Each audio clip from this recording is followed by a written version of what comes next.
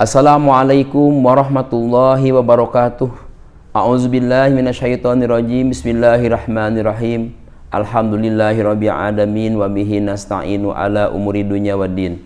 Wassalatu wassalamu ala asyrafil anbiya'i wal mursalin sayyidina wa nabiyyina wa rasulina Muhammadin sallallahu alaihi wasallama wa ala alihi wa ashabihi ajmain, amma ba'd. Qala Allah ta'ala a'udzubillahi minasyaitonirrajim. Ma kana mu'azzibahum wa hum yastaghfirun. Wa qala Rasulullah sallallahu alaihi wasallam, innal mu'mina iza adzanaba dzamban kana nuqtatan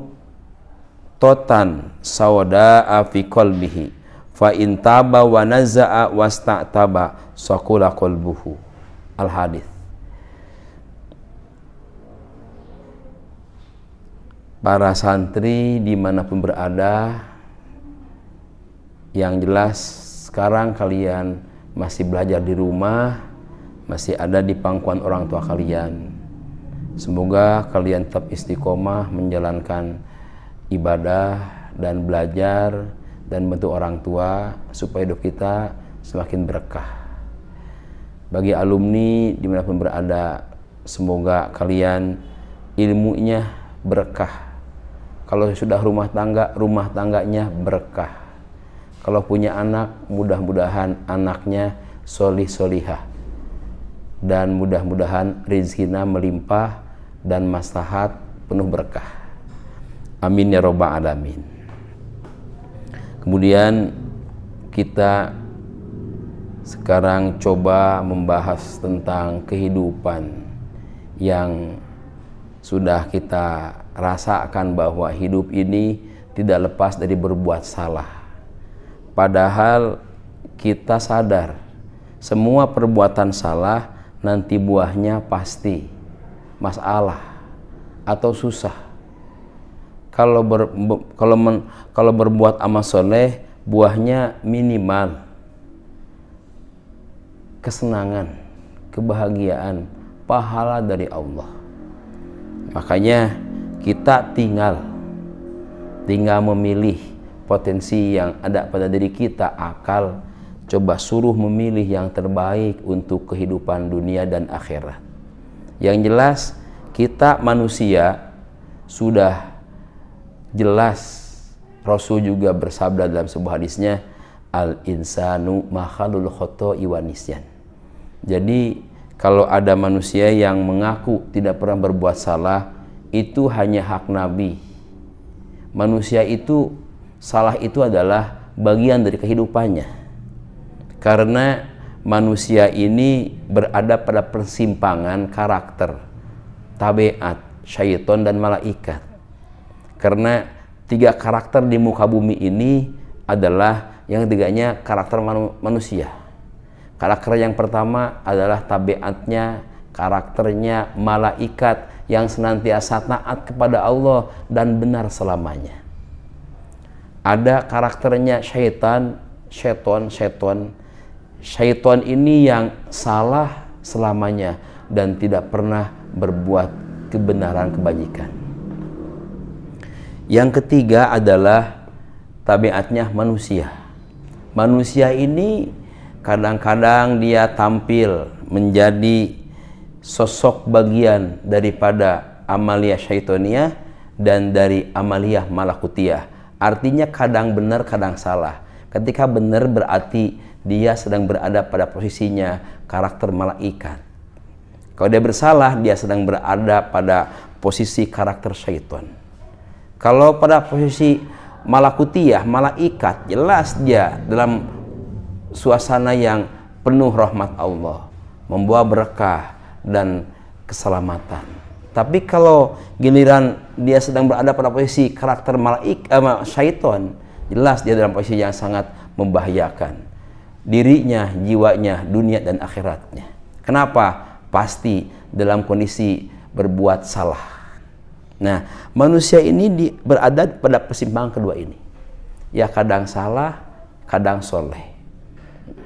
Malaikat benar semuanya.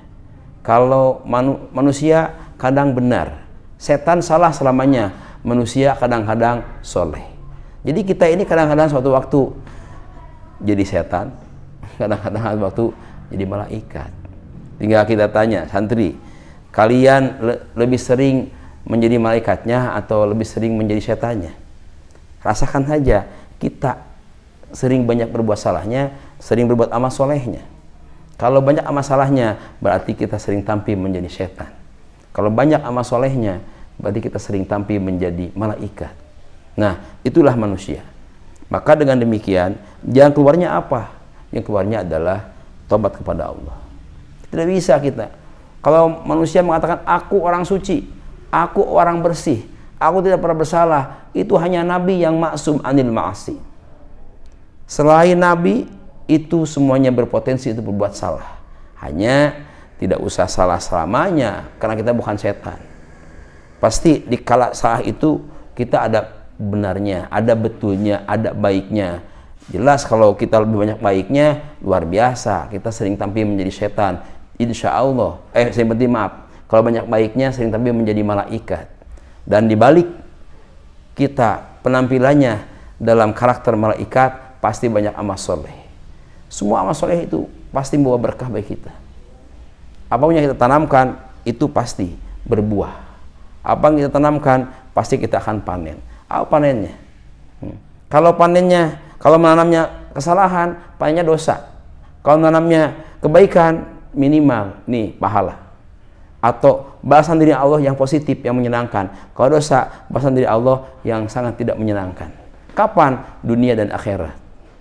Karena balasan dari Allah itu untuk manusia, bahasanya tidak hanya di akhirat saja, di dunia pun juga Allah berikan balasan-balasan. Kalau orang mungkin ada yang mengatakan di dunia pun juga ada nerakanya, di akhirat pun juga ada nerakanya. Di dunia pun juga ada surganya, di akhirat pun juga ada surganya. Itu surganya hakiki, ini majazi. Ini yang sungguhnya, ini hanya gambaran saja. Rasulullah mengatakan, baiti jannati, rumahku adalah surgaku. Nah, itu berarti surganya dunia itu. Kalau akhiratnya, kalau di akhiratnya itu pahala dari Allah. Kalau di dunianya nerakanya, lihat aja kaum Ad, kaum Samud, kaum Fir'aun dan Fir'aunnya, itu kan oleh Allah diadab. Jangan di akhirat, di dunia sudah terkena dari Allah balasan. Itu adalah hanya sebagian saja, sebagai simbol-simbol siksa neraka. Nauzubillah. Kemudian manusia berpotensi berbuat salah. Kenapa? Sebab pada prinsipnya kita ini mudah terbawa oleh arus. Manusia ini bahkan ada sebuah firman Allah di dalam hadis qudsi, kullukum dhalun ila man hadaituhu. Sungguhnya aslinya manusia itu sesat kecuali orang-orang yang aku berikan hidayah kepadanya. Jadi kalau yang tidak dapat hidayah, ya pastilah gak bakal bener hidupnya, gak bakal selamat dunia akhiratnya. Kenapa?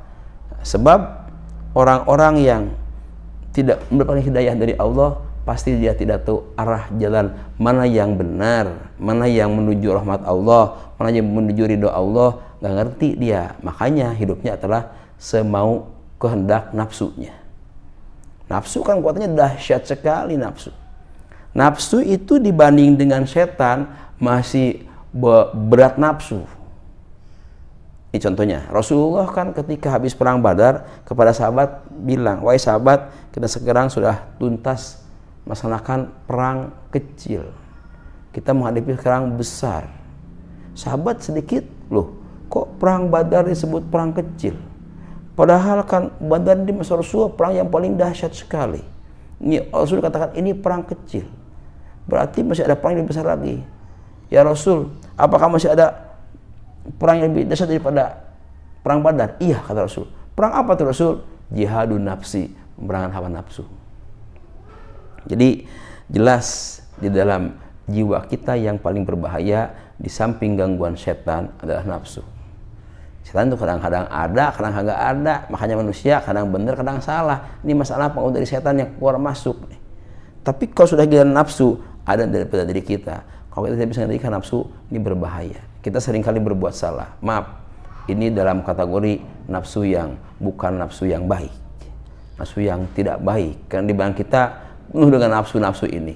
Sampai ada ulama di dalam Ihya Ulumuddin juz ketiga diterangkan di sana nafsu kita ada 7 sesuai dengan latifahnya. Dari 7 pun juga bercabang-cabang lagi. Nah, itu adalah nafsu. Ada yang baik, ada yang tidak baik. Ini yang kita seringkali tampil nafsu yang tidak baiknya nih. Yang baiknya kadang-kadang jarang tampil malah. Juga kita kurang mendorong, kurang mengembangkannya tentang nafsu ini.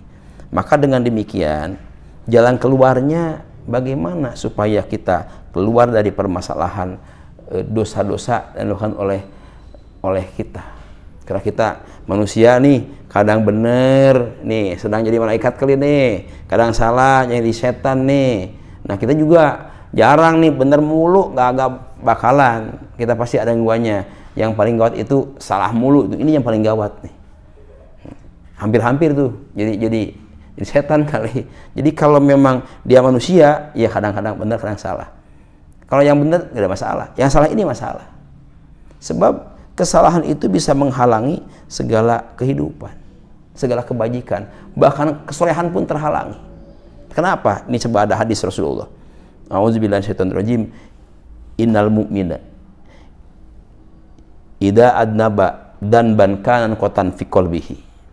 Kana qatan saudaa fi qalbihi. Seorang mukminin apabila berbuat salah, maka itu berarti menyimpan titik hitam pada hatinya. Fa intaba wa nazaa wasta'taba, kalau dia bertobat kepada Allah, mohon maaf kepada Allah. Kalau berhubungan dengan manusia mungkin nanti minta islah dengan manusia. Sakula qalbuhu, bersih lagi hatinya. Jadi kalau kita berbuat salah, mukmin ini berarti ngukir titik noda pada hatinya, jebret satu titik tuh hitam. Kemudian kalau dia bertobat, ya urusannya masalah materi, masalah keluarga, masalah yang sama manusia, nanti minta islah, minta dimaafkan. Nah, maka baru dia akan bersih lagi hatinya. Bersih lagi hatinya. Wa in zadat hatta tugliku qalbuhu. Kalau dia berbuat salah kagak pernah bertobat, malah dia bertambah lagi, salah lagi, maka justru di hatinya ditambah lagi udah hitam. Bahkan di sini katakan di sini wa in zadat hatta tugliku qalbuhu. Kalau dia bertambah dosanya, terus bertambah dan tidak bertobat kepada Allah, maka akan terjadi hatinya akan tertutup. Ya, kalau sudah hatinya tertutup, wah luar biasa nih. Jadi di Quran ada Al-Baqarah, sawaun alaihim a'anzartahum am lam tunzirhum la yu'minun. Kalau sudah tertutup hatinya, sawaun alaikum a'anzartahum am lam tunzirhum la yu'minun. Orang sudah tertutup hatinya, maka dia mau diajak, mau enggak, mau dibiarkan, mau didakwahin, mau bagaimana, sama, gak ada pengaruhnya. Didiamin juga, dibiarkan juga, diajak juga, didakwahin juga, gak ada pengaruh. Kenapa? Ini sudah hatinya tertutup dengan dosa-dosanya. Coba kesananya. Khatamallahu ala qulubihim. Khatamallahu ala qulubihim. Udah dikunci hatinya. Wa ala sam'ihim, pendengarannya. Wa ala absarihim, penglihatannya. Bukan tuli, juga dia tidak budeg dia, tapi sudah tidak mau mendengarkan lagi kebenaran yang datang dari Allah. Sudah tadi melihat lagi mana jalan yang diridhoi oleh Allah. Dan hatinya sudah tidak bisa tersentuh dengan datangnya ajaran-ajaran Allah. Berarti ini karena sudah terkandung di dalam jiwanya banyak dosa-dosa yang tidak ditobati. Akhirnya menjadi keras hatinya sehingga tertutup hatinya dari segala kebaikan. Ini kan paling bahaya. Amlam tumzirhum la yu'minun. Khatamallahu ala qulubihim wa ala sam'ihim wa ala absarihim ghishawatun. Udah, kalau seperti itu ditutup oleh Allah tuh. Semua ditutup oleh Allah. Jadi nggak akan dapat hidayah. Na'udzubillah min dzalik. Jadi sudah nggak bisa dinasihatin, nggak bisa diarahkan, nggak bisa bagaimana caranya supaya hatinya bisa lunak, nggak ada itu. Walahum azabun alim, bagi dia adalah siksa yang pedih. di akhirat, di dunia juga pasti ada bakal ada bagian-bagian dari sanksi dari Allah Subhanahu wa taala. Nah, jadi dengan demikian, bagaimana kalau sudah begini? Ya jangan kemarin tadi itu sudah tadi jangan kemarin dikasih tahu. Kalau dia bertobat kepada Allah, insya Allah dosa itu yang hitamnya bersih lagi. Kita berbuat salah, tobat lagi, bersih lagi. Salah lagi, tobat lagi, bersih lagi. Nah, jadi berarti dengan demikian kita harus senantiasa bertobat kepada Allah. Kenapa? Karena kita tidak pernah berhenti berbuat salah. Silakan aja dari pagi ke duhur, dari duhur ke asar, dari asar ke maghrib, salah selalu ada. Pasti salah selalu ada. Coba bayangkan kalau kita tidak pernah bertobat, kita tidak pernah bertobat kepada Allah, tidak pernah istighfar kepada Allah. Tobat ini seperti apa? Sebanyak, sebersih, segede apa gitu besarnya. Artinya banyaknya luar biasa, pasti daripada gunung nih. Jadi yang tobat pun juga mungkin ditobatin, datang lagi dosa, tobat lagi datang dosa, istighfar lagi datang dosa, istighfar lagi datang dosa. Bayangkan kalau tidak pernah beristighfar kepada Allah, karena tadi sudah tertutup hatinya. Ya Allah, pasti sudah dosanya, masya Allah, salah lagi, nggak pernah bertobat. Kenapa? Kalau sudah tertutup hatinya, sudah dia harapannya untuk menjadi orang yang diridhoi oleh Allah itu sangat kecil sekali. Kenapa? Karena terhalang segalanya karena perbuatan salahnya. Yang santai tidak pernah berbuat, tidak pernah insaf. Jadi perbuatan dosa nanti ini bermasalah dalam kehidupan, dalam kejiwaan. Seorang bisa menjadi tidak tuli tapi tidak bisa mendengar pepatah nasihat syariat Allah, dan matanya tidak buta tapi tidak bisa melihat mana yang benar, mana yang salah, mana yang mesti kita lalui, mana yang kita jangan ikuti. Sudah tidak bisa lagi, hatinya sudah tidak bisa lagi tertarik oleh hal-hal yang mempunyai masalah kebajikan atau amal soleh atau kasih sayang. Nah, jadi dengan demikian jangkauannya bagaimana? Kita harus bertobat kepada Allah. Tobat ini bagaimana tobat ini? Tobat itu memang ada syaratnya. Syarat tobat supaya terima oleh Allah ada syaratnya. Syaratnya satu adalah anadam. Kedua adalah al-iqla. Ketiga adalah al-ibdal. Keempat adalah al-ibroh.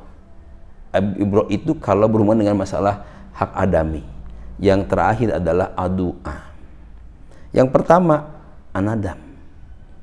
Apa nadam? Nadam itu adalah menyesal.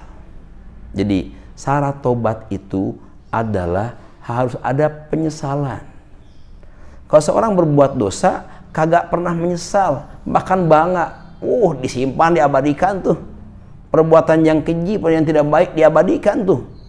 Maka berarti dia benar-benar tidak dimaafkan oleh Allah. Kenapa? Dia bangga dengan kesalahannya, dia bangga berbuat dosanya. Jadi kalau orang bangga berbuat salah, dosa itu tidak akan termaafkan oleh Allah. Sebab syaratnya tobat harus benar-benar menyesal. Pemirsa hadirin, Pak Hanti rahimakumullah, ya, barangkali untuk sementara ini bisa kita nanti lanjutkan lagi, bahwa dalam kehidupan seperti tadi antara dosa, salah, dan kita berbuat amal soleh saling berganti. Yang keluarnya kalau berbuat salah, kan salah itu menjadikan dosa, masalah dalam kehidupan, dalam karakter manusia. Gara-gara dosa bisa menjadi jauh dari rahmat Allah karena mempunyai hati yang tuli, mempunyai telinga yang tuli, mata yang buta. Kenapa? Tertutup oleh akibat kesalahannya. Yang keluarnya adalah harus bertobat kepada Allah. Sebab kata Rasulullah, kalau bertobat dia bersih hatinya.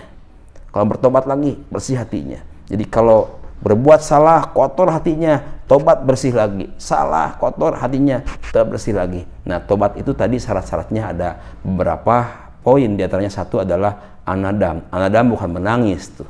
Karena orang nangis itu ada yang bunga nangis itu. Orang nikah kan suka nangis juga kadang-kadang. Nangis dia bukan sedih, bukan dia. Nangis itu karena saking bahagianya. Nah, itu kan jadi beda lagi. Kalau nangis itu, tapi al-nadam itu menyesal. Kenapa aku berbuat salah ini? Kenapa aku berbuat ini?